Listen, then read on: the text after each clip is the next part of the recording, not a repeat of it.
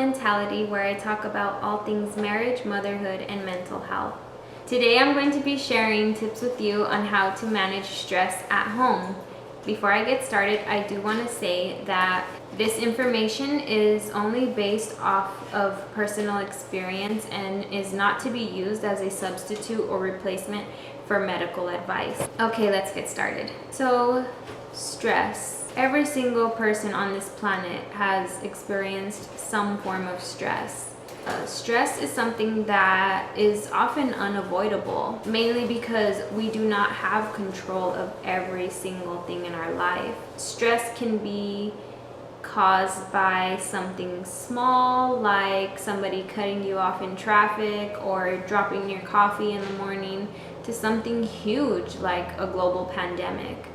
And this can really rise up a lot of tension, uncertainty, and difficulty within ourselves. It's important to recognize that just because you have a stressful moment, it does not mean that you have to live a stressful life. And that's why I'm here today to share some tips with you that have helped me personally, especially during this really difficult time in our current world where we don't have predictability and we're having many feelings of uncertainty right now. So for my first tip, I want to share something that has been really helpful in my life, which is journaling. There's just something about journaling where you don't feel judged and you don't feel like you're being critiqued on your work. I would highly suggest implementing journaling into your daily routine. And if you feel like journaling just isn't for you, that's okay. Even something as simple as grabbing a scrap piece of paper and writing 5 things that you're grateful for, which leads me into my second tip, expressing gratitude.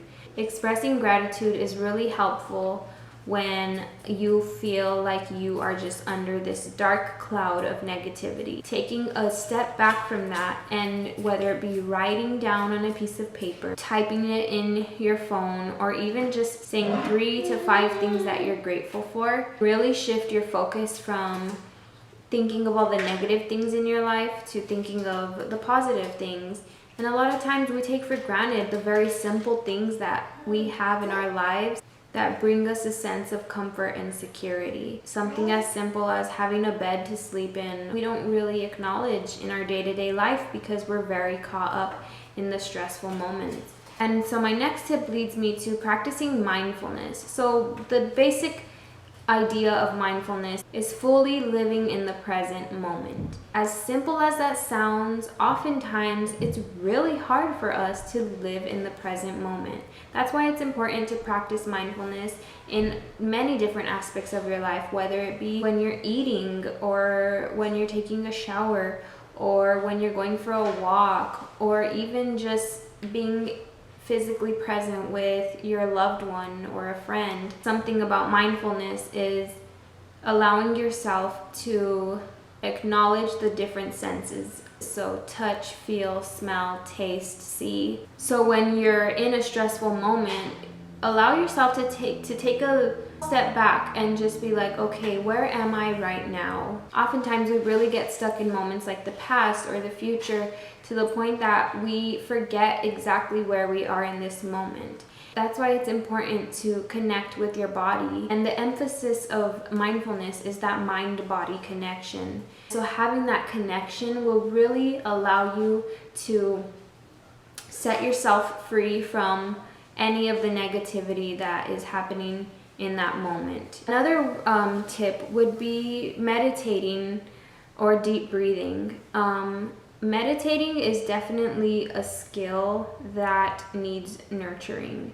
What meditating basically is finding a comfortable space and focusing on your breathing. Even right now, is it stuck in your chest? Are you taking short breaths? Allow yourself to breathe thoroughly. If you don't feel comfortable meditating, even just practicing deep breathing can make a significant difference. A good place to start is deep breathing before bedtime. So really trying to relax your mind and your body before you go to sleep at night can be really helpful. And also, whenever you catch yourself in stressful situations, take the time to just take one deep breath before you react to a situation. I know this is something that is really beneficial for me, because in moments where I'm super stressed out and I just want to react to that one thing that truly doesn't need my reaction, I allow myself to just let my body do the work and do the deep breathing before I respond. And these aren't tips that always work. Sometimes we do give in to reacting in a way we shouldn't, and that's just natural. That's the human experience. We react.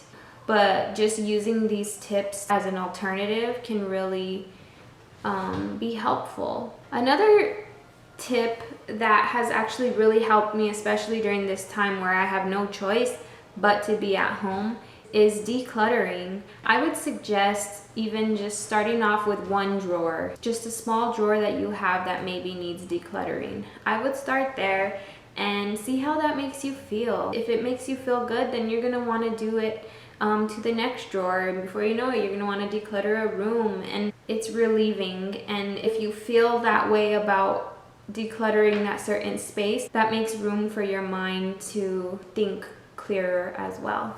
Another tip would be to practice learning a new skill or tending to a hobby of yours. Something as simple as reading more. It doesn't have to be something too extreme like learning a new language, but just being able to stimulate your mind in a positive light can really shift the way you respond to stressful situations. Something for me that I've always enjoyed doing is creating art, whether it be painting or drawing.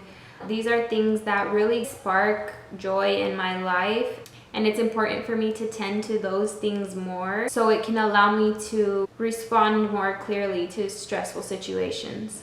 This next tip is something very important, mainly because a lot of the times we try to avoid or distract ourselves from any type of negativity to the point that we keep it bottled up inside of us. So this next tip is to really just take the time to sit with your emotions. And you can do this by simply acknowledging the negative feeling. And I once read that the more we resist, the more we suffer. So the more you resist something that you need to acknowledge, it'll continue to come up in your life until you finally become more aware of it.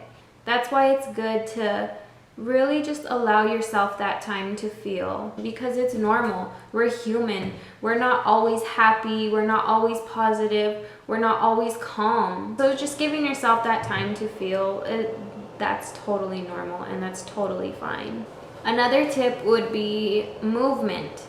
With movement, it can be dancing, yoga, even if it's just jumping up and down. Movement is something that our body needs, and not in a way where you need to move your body to lose weight, but our bodies are meant to move, and to tend to our body's needs is so important, and it can really shift your mood quickly. Sometimes I jump around with my daughter, we play some music and we just have a dance party. It just feels so liberating and so good to just move. Another tip to manage your stress at home is to reach out to your village, reach out to your support system. Call a friend or family member, even send out a text. Just that connection with other humans is very helpful, especially when we feel like we are alone in these stressful moments. I know that can be very difficult. I know for me, I'm an introvert, so I don't really like reaching out to people, especially phone calls. That can be so dreadful for me. But the moment that I get over that and I'm in the phone call with the person, I really enjoy it, and it really brings me a sense of connection that I truly need in my day-to-day life, especially right now, not being able to go to social events or be around a lot of people, it can feel very isolating. So just being able to connect to the humans that get you can really be helpful. Another thing that has helped me manage my stress at home is creating a simple routine. I'm not talking hour to hour, especially with the toddler. Sometimes that can be difficult.